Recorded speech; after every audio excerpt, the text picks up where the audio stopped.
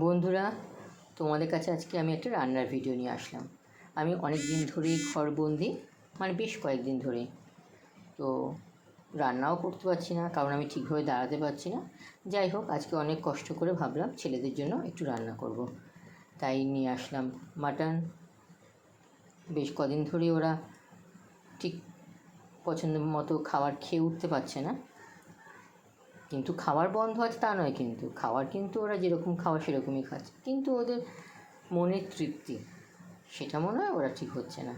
যতই হোক, আমার হাতে খাবারটা তো বেশি পছন্দ করে, বলতেই হবে। যাই হোক, তাই আমি একদম চটজলদি, যেহেতু আমি দাঁড়াতে পারছি না, সেহেতু দেখো আমার পায়ের প্লাস্টারটা, যাই হোক আমি দেখাতে চাই না। হ্যাঁ, তো চটজলদি মাটন। দেখো এখানে সানরাইজ কাশ্মীর মির্চ রয়েছে, এখানে একটু আদা বেটে নিয়েছি, মানে আদা গ্রেট করে নিয়েছি, বাটিনি। একটু পেঁয়াজ নিয়েছি, 1.5 মতো পেঁয়াজ, একটা বড় একটা মিডিয়াম, আর অল্প একটু রসুন নিয়েছি, বেশি নিইনি কিন্তু।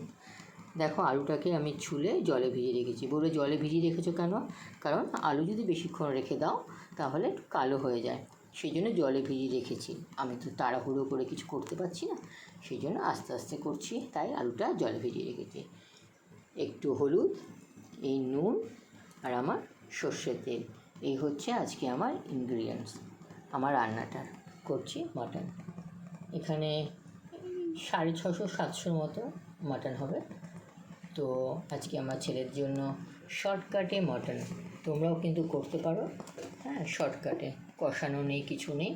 এই যে মাটন নিলাম, মাটনের মধ্যে আমি সর্ষের তেল দিয়ে দিলাম নিজের পরিমাণ মতন,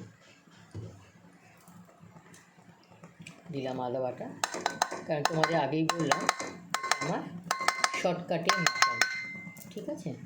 আমি সব কিছুই একসাথে দিয়ে দেবো, দিয়ে তারপরে চাপা দিয়ে করব। রসুনগুলো দিয়ে দিলাম। দেখো রসুন কিন্তু আমি কুচোইনি বা গ্রেট করিনি, গোটা রসুনই দিয়েছি। পেঁয়াজটা আমি পুরোটাই দেবো, রসুন আমি অল্পই নিয়েছি এবং ওই অল্পটাই দিয়েছি পুরোটাই। পেঁয়াজও আমি 1.5টা মতো নিয়েছি, একটা বড় আর একটা মিডিয়াম, সেটা আমি পুরোটাই দিয়ে দিয়েছি।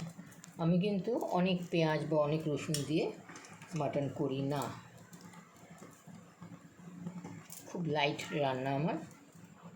আর এই যে আলুগুলো ধুয়ে রেখেছিলাম, সেই আলুগুলো এবার একটা পর একটা দিয়ে দিচ্ছি। তোমরা বলবে যে আলু ভাজলে না ভেজে দিয়ে দিলে। একদিন তোমরা এমনি করে খেয়েই দেখো না, আমার মনে হয় খারাপ লাগবে না। মানুষ যখন অসুস্থ হয় তখন এইভাবেই রান্না করতে হয়। দিয়ে দিলাম কাশ্মীরি মির্চ, কারণ লঙ্কা চলে না, কারণ আমার ছেলেরা ঝাল খায় না, সেই জন্য কাশ্মীরি মির্চটা দিলাম।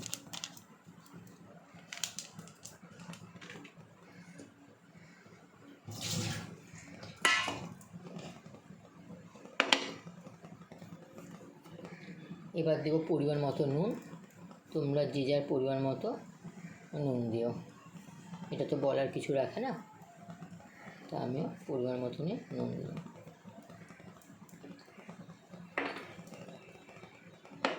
আর দেব হলুদ, যতটা লাগবে ততটা। তো আমি এই ছোটো চামচে 2 চামচ দিলাম, মনে হচ্ছে আরেকটু দিই, তো একটুখানি দিলাম।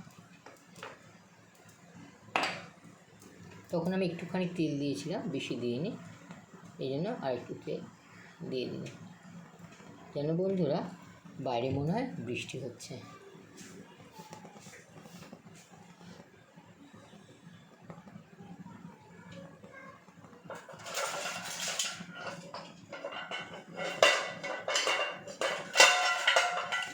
আর কিচ্ছু না, ব্যাস। এবার আমি একটুখানি সিটিটা লাগাবো। আসলে আমি তো এক হাতে ভিডিও করছি, যার জন্য বুঝতেই পারছো আমার ভিডিওটা মাঝে মাঝে নড়ে যাচ্ছে। দেখো আমার পুদিনা পাতা গাছ, এখান থেকে তুলে তুলে আমি আমার হাজবেন্ডকে সকালে দিই। যাই হোক, এটা একটুখানি নেড়ে দিলাম, নেড়ে দিয়ে এবারে ঢাকাটা বন্ধ করে দেবো।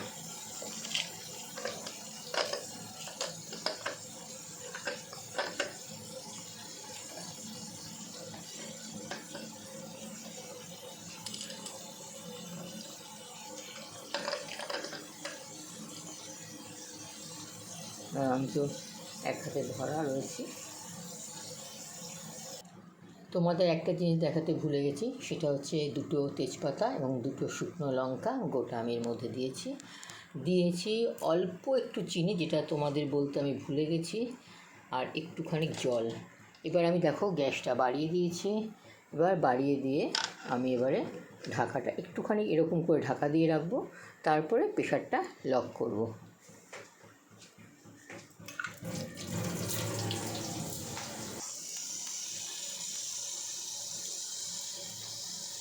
দেখো বন্ধুরা, আমার সিটি শিশি করতে আরম্ভ করে দিয়েছে, সিটিও পড়ে যাবে। তোমরা অনেকেই হয়তো খেয়েছো বাটি চচ্চড়ি, আজকে মনে করো এটা মাটনের বাটি চচ্চড়ি। সব কিছু যেরকম আলু, পেঁয়াজ, তেল, কাঁচা লঙ্কা, নুন, হলুদ, মিষ্টি মেখে বসিয়ে দাও বাটির মধ্যে জল দিয়ে ঢাকা দিয়ে, ঠিক আমিও তাই করেছি। আজকে এটা বাটি চচ্চড়ি মাটনের। দেখো সিটি পড়ছে, তবে মনে হচ্ছে জলটা যেন একটু বেশি হয়ে গেছে, যার জন্য এই সময়টা